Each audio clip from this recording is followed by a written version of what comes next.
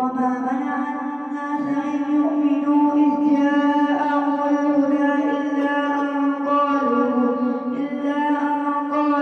أبعث الله بشرا رسولا قل لو كان في الأرض ملائكة يمشون مطمئنين لنزلنا عليهم من السماء ملكا رسولا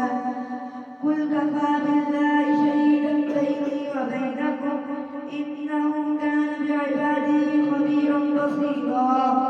ومن يهد الله فهو المهتد ومن يضلل فلن تجد له أولياء من دونه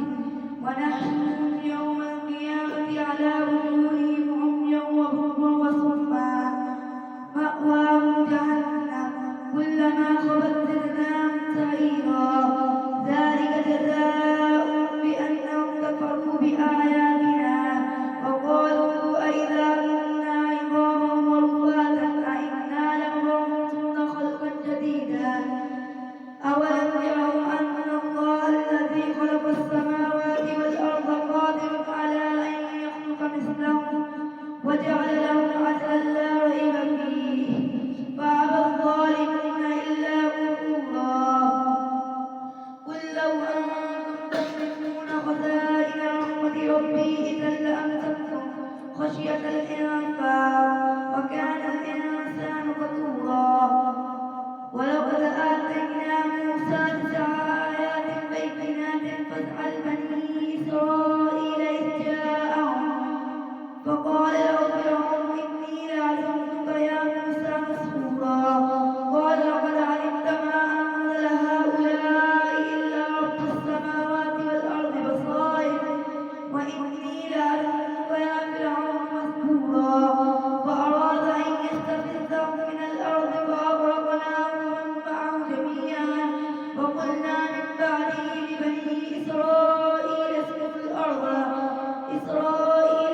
الأرض فإذا جاء وعد الآخرة جئنا بكم لفيفا وبالحق أنزلناه وبالحق نزل وما أرسلناك إلا مبشرا ونذيرا وقرآنا فرقناه لتقرأه على الناس على مكث ونزلناه تنزيلا قل آمنوا به أو لا تؤمنوا إن الذين أوتوا العلم من قبله إذا يتلى عليهم يخرون للأذقان سجدا ويقولون سبحان ربنا إن كان وعد ربنا لمفعولا ويخرون للأذقان يبكون ويزيدهم خشوعا قل ادعوا الله بدعوا الرحمن أيما تدعوا فله الأسماء الحسنى ولا تجهر بصلاتك ولا تخافت بها وابتغ بين ذلك سبيلا